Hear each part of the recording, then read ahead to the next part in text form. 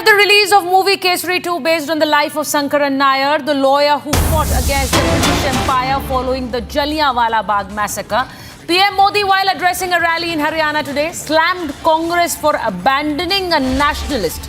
PM Modi, while paying tribute to Nair, said that Nair gave up government perks and fought to bring the culprits of Jallianwala Bagh to justice.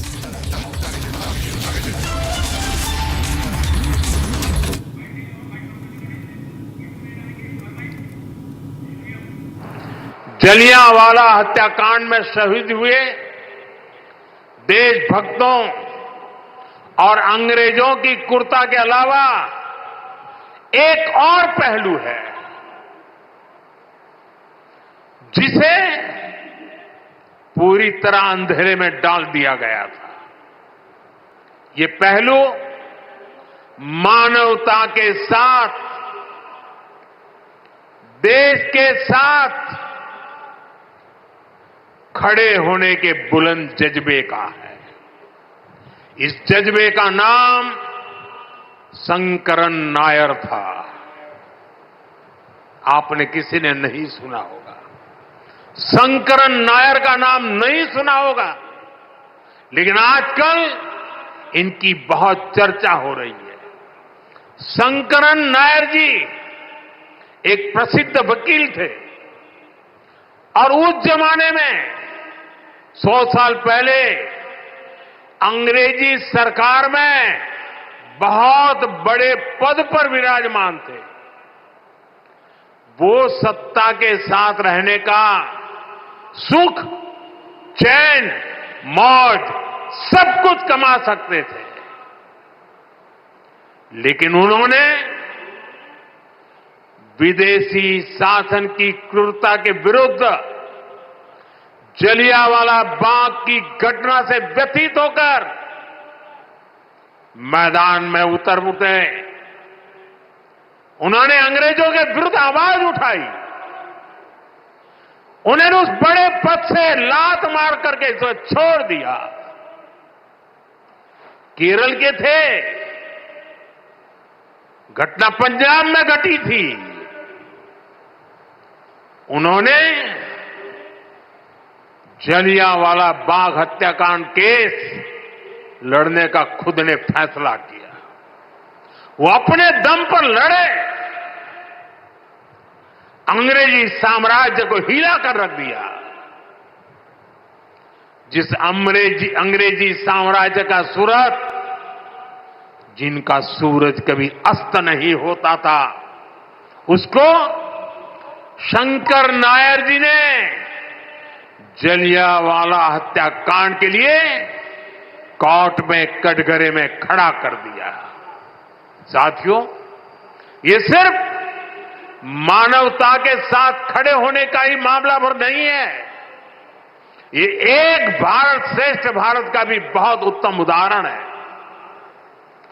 कैसे दूर सुदूर दक्षिण में केरल का एक व्यक्ति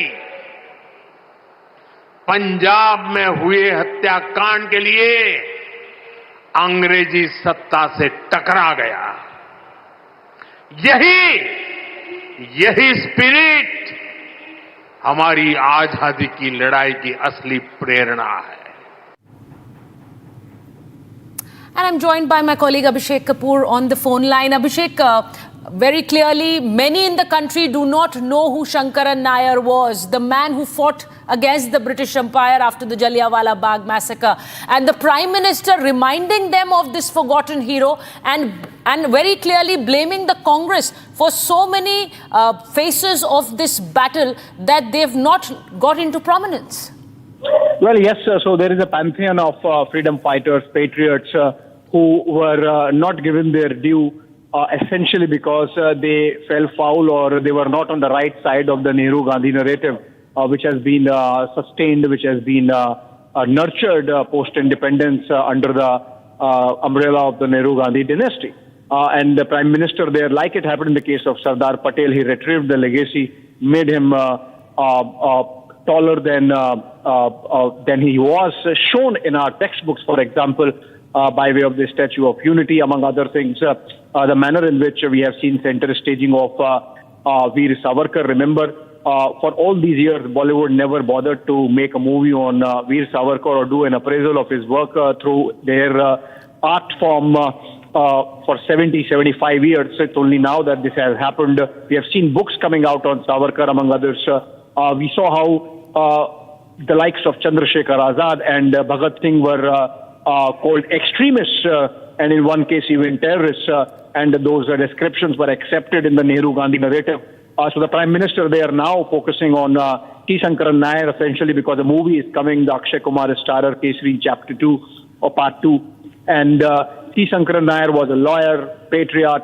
He was a member of the Viceroy's Council, from which he resigned in the aftermath of the Jallianwala Bagh massacre by General Dyer, and he in fact went to court on that issue.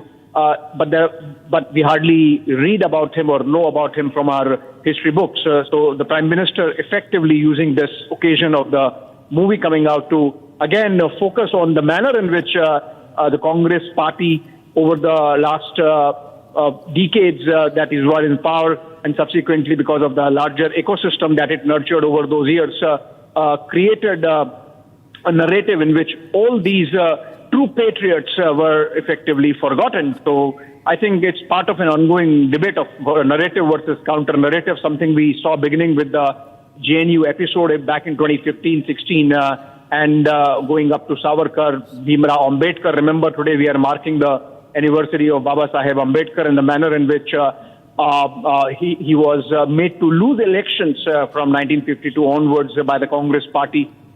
Pandit Nehru personally campaigning in one instance at least. It's that bit of politics really playing out where the Congress party really monopolized history by monopolizing agenda setting through books, through filmmaking, and that obviously is changing now with the BJP at the helm and Narendra Modi as Prime Minister over the last decade and more.